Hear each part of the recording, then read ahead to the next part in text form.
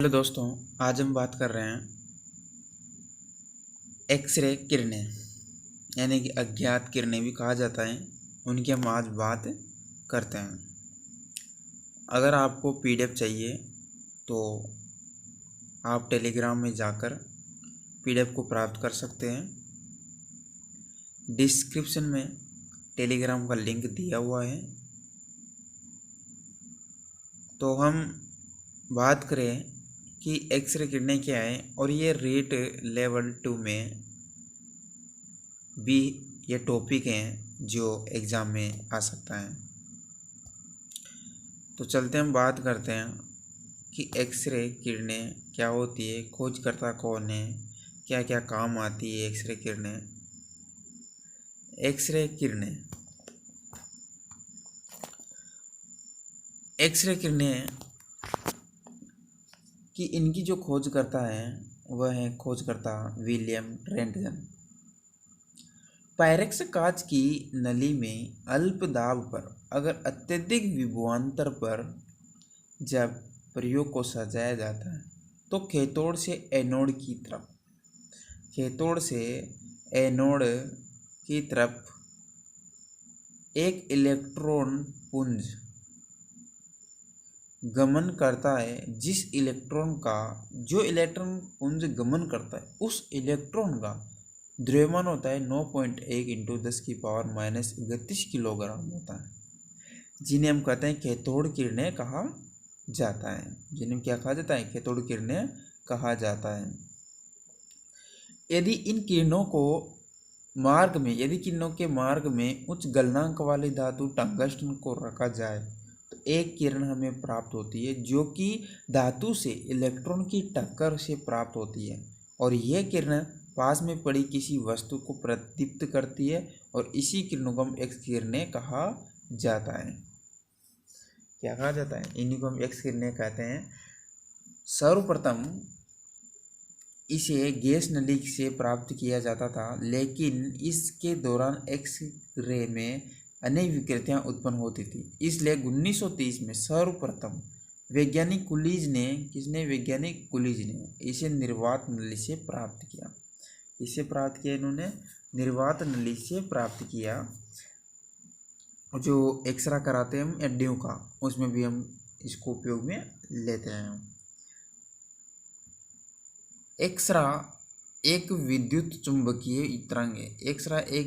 चुंबकीय तरंग है और अयांत्रिक तरंग है, अर्थात इसको चलने के लिए माध्यम की आवश्यकता नहीं होती है।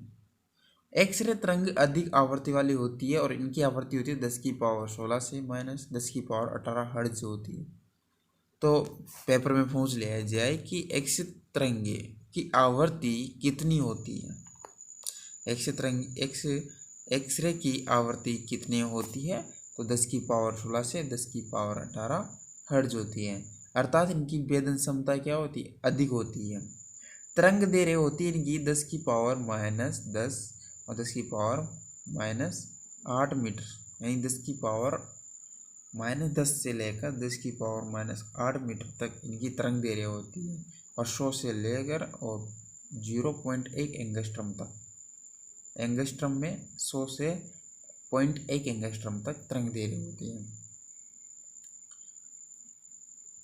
एक्स किरणें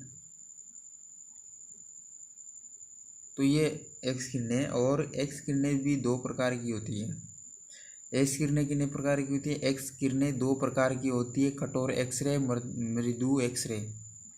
एक्सरे की जो चाल होती है वो प्रकाश की चाल के बराबर होती है, जो कि 3 लाख किलोमीटर सेकंड होती है प्रति सेकंड।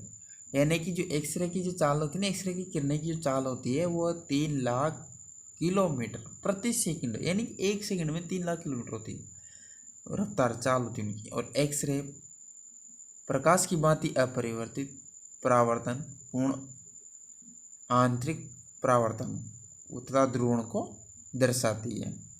ये सभी को दर्शाती है। प्रकाश के परावर्तन के उदाहरण कौन कौन से हैं? चंद्रमा व शुक्र ग्रह का चमकना, रंगों का दिखाई देना, दर्पण में प्रतिबिंब का बनना, पानी पर पड़ी सुई की तरंगें अद्भुत चमक उत्पन्न करती है।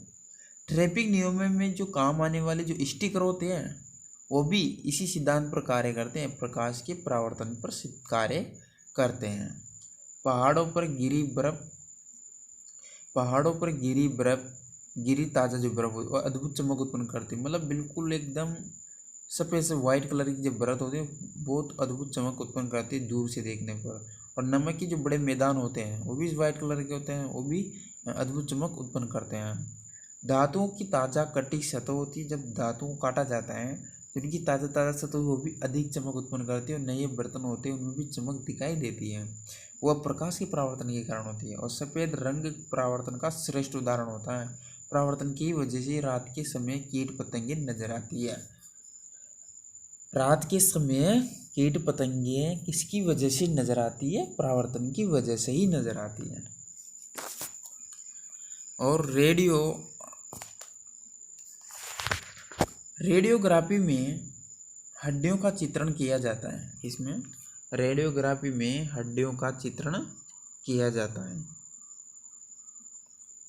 क्योंकि एक्सरे शरीर में हड्डियों को छोड़कर बाकी सभी अंगों को भेद सकता है और हड्डियों को नहीं भेद पाता, इसलिए हड्डियों का चित्र प्रदर्शित हो जाता है एक्सरे में।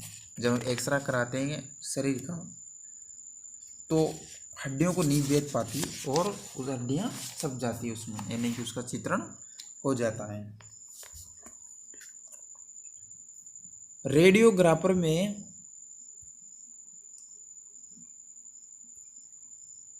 रेडियोग्राफर से यानी कि रेलवे स्टेशन और airport, bus stand, railway station, airport, bus stand में सामान मेंटल डिटेक्शन के लिए, यानी कि जब हम एयरपोर्ट जाते हैं तो एयरपोर्ट में बैग को, जब किसी हमारे जो साथ में बैग होता है तो उसको एक मशीन के नीचे से निकालते हैं तो वहाँ पर भी एक्सरे काम में ले जाते किरणें, उसी के अनुसार वह पता लगा लेते कि इसमें धातु है क्या नहीं है। तो धातु डिटेक्शन के लिए भी एक्सरे काम में ली जाती है तथा इस चैम्बर को लेड की प्रयोग से प्रोटेक्ट करते हैं। एक्सरे का उपयोग या प्रयोग कांच बनाते समय कांच की मोटाई को समान बनाए रखने के लिए, यानी एक तरफ बनाए रखने के लिए काम में लिया जाता है।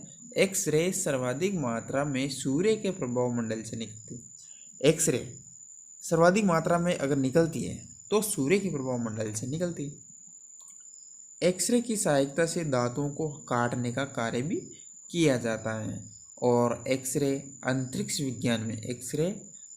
विज्ञान में सबसे अधिक काम में ले जाने वाली तरंग रूप में माना जाता है। एक्सरे जिस माध्यम में गुजरता है, जैसे द्रव, गैस, तो उसे आयनित कर देता है। एक्सरा जो होता है द्रव और गैस को तो आयनीकृत कर देता है। टैंक के बैरल को साफ करने के लिए एक्सरे का काम में लिया जाता है, यानी कि टैंक का जो एक बैरल होता है ना, अब एक बैरल में 159 लीटर होता है, एक बैरल में 159 लीटर होता है। एडी व टकने की हड्डी को कैल्केनियम कहलाती है। पसलियों की जो संख्या होती है 12 जोड़ी कहलाती है। हाथ की जो हड्डियाँ वो रेडियम और अल्ना ह्यूमरस कहलाती है। पाँव की जो हड्डियाँ होती है वह कहलाते टीबिया, फिबुला, फीमर। हड्डियों में बोन मिनरिकल डेंसिटी को ज्ञात करने की डेक्सा स्कैन मेथड को काम में लेते हैं, जो कि एक्सरे पर आधारित होती है। यानी उनकी जो घनत्व, हड्डियों का घनत्व ज्ञात करने के लिए डेक्सा स्कैन किया जाता है, उस विधि को काम में लेते हैं। जो वो डेक्सा स्कैन एक्सरे पर आधारित होता है, उसमें भी एक्सरे काम में लिए जाते हैं, एक्सरे पर आधारित होता है। और जो में हड्डियों में जो छेद होता है उसको ओस्टियोपोरोसिस कहलाता है। हड्डियों में छेद होना क्या कहलाता है? ओस्टियोपोरोसिस कहलाता है। यह अवस्था महिलाओं में प्राय अधिक पाई जाती है। महिलाओं में एमसी यानी कि मेंस्ट्रुअल साइकिल यानी अर्ध चक्र बंद हो जाने के बाद यह रोग उत्पन्न होता है, और यह रोग 28 दिनों में एक बार आता है, और वो जब आता है तो वो 4 या 5 दिन तक रहता है। अगर बात करें हम कि हड्डियों में बनने की जो प्रक्रिया है, हड्डियां बनने की जो प्रक्रिया है वो ओसिफिकेशन कहलाता है। हड्डी बनने की प्रक्रिया क्या कहलाती है? ओसिफिकेशन कहलाती है। हड्डी के टूटे हुए स्थान पर दोबारा हड्डी बनने की जो प्रक्रिया से उभरा हुआ जो भाग होता है ना, वो कैलस कहलाता है। क्या कहलाता है? कैलस। जैसे कि हड्डी है, ये हड्डी है, अभी बीच में से टूट गई, अब यहाँ पर जो नई हड्डी बनेगी, जो यहाँ पर जो नया उभरा हुआ स्थान बनेगा, उसको हम क्या कहेंगे? कैलस कहेंगे। क्या कहेंगे? कैलस कहेंगे। कृत्रिम हड्डी यह प्राय दांत मसूड़ों में लगाई जाती है, जिसे हम कंपोजिट कहा जाता है। कंपोजिट कहा जाता है। रीढ़ की हड्डी में हड्डी की संख्या 26 या 33 होती है और सीटी स्कैन एडवांस का रूप सीटी स्कैन होता है। हड्डियों को इमेज अत्यंत स्पष्ट दिखलाता है सीटी स्कैन एक बड़ी मशीन के रूप में होती है।